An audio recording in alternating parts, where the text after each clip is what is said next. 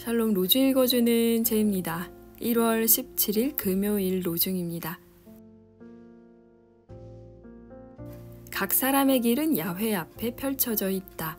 잠언 5장 21절. 주님이 오시기까지 미리 판단하지 마십시오.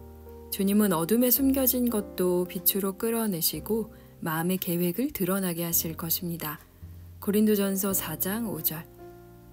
다 아시는 주님께 맡기는 하루 보내세요. 샬롬 하울람.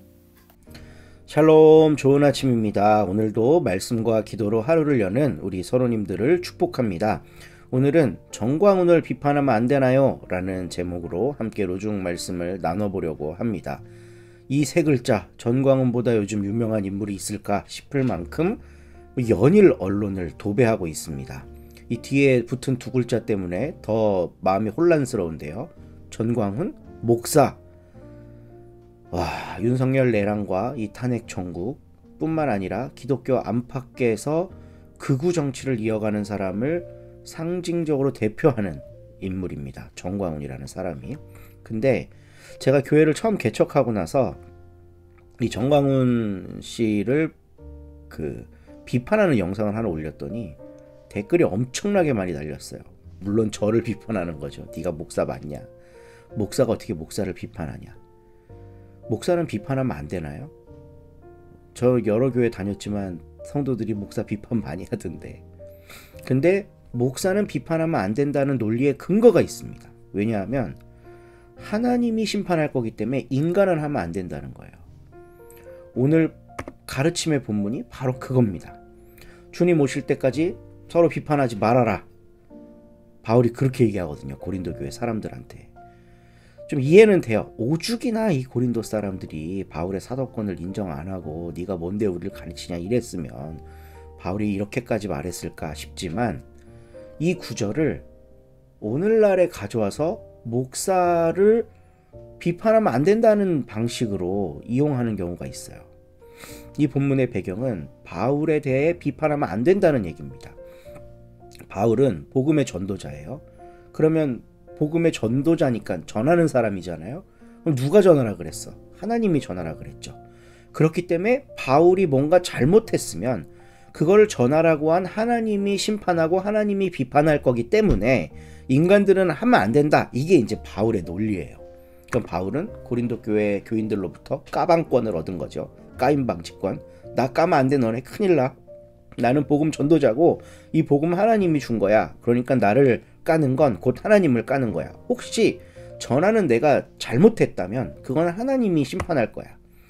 바울은 복음을 위탁받았고 이건 내 마음대로가 아니라 위탁자의 뜻에 따라 전하고 있음을 강조하는 겁니다. 그러니까 나 까지 말라는 거죠. 근데 우리는 어떻게 생각하나요? 이 본문에 대해서. 바울이 쓴 고린도서의 텍스트는 이미 정해져 있어요. 아, 바울이 이런 상황 속에서 나를 비판하지 말아라. 복음이 더 중요하니까 라고 이야기한 거구나. 근데 이걸 오늘날로 가져와서 목사는 복음 전도자니까 비판하면 안 된다. 그건 네 생각입니다. 정광훈 추종자분들, 당신들 생각이에요. 이 성경을 근거로 목사를 까면 안 된다고? 그러면 정광훈을 비판하고 있는 나도 목사인데 왜 나는 까? 목사 까지 말아야지. 그냥 자기 생각에 맞으면 옹호하고 안 맞으면 까는 거지 성경이랑 아무 상관없이 하는 겁니다. 그냥 성경은 갖고 올 따름이에요. 오늘날은 오늘날 현실에 맞는 평가를 해야 되는 겁니다. 가령 팔레스타인의 이슬람인들이 살고 있는 땅에 가갖고 막 십자가 들고 예수 천당 불신족 외쳐요. 이들은 복음을 들고 간 거니까 그거를 막아서는 안 됩니다. 이게 말이 됩니까? 그 나라에 법도가 있고 질서가 있고 거기 가면 거기에 하지 말라는 거 하지 말아야지. 근데 복음 전도하니까 해도 된다. 나중에 하나님이 평가할 거다. 그러니까 막 이슬람 지역에 가갖고 십자가 꽂으려고 하는 사람들을 비판하면 안 됩니까? 말이 안 됩니다. 못하게 해야죠. 정광훈도 마찬가지입니다. 정광훈 설교 인내심을 갖고 한번 들어보세요. 복음이 하나도 없어요. 극우적 정치 메시지로 신자들을 선동하고 미혹하는 일만 있습니다. 하나님이 자유 대한민국을 세우셨다. 막 이 얘기하면 막 아멘 아멘 하거든요. 성경 어디에 써 있어요? 자유 대한민국 세우셨다는 말이 어디 써 있어?